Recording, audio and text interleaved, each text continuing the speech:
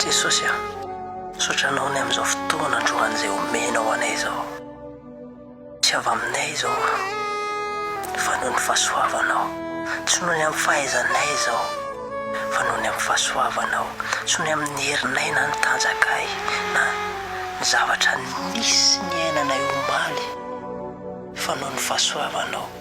Ianao ilay Andriamanitra mahay mametraka, mahay manavao fisainana vaovao atao anatinay.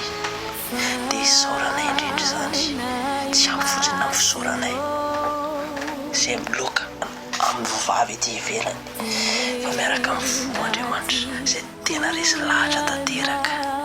Fa ianao ny mpamelona, mpamatsy, mpanangana, manazava an'izao tontolo izao, manazava ny sainay, manazava ny mombanay iray manontolo, amin'ny anaran'i Jesosy Kristy.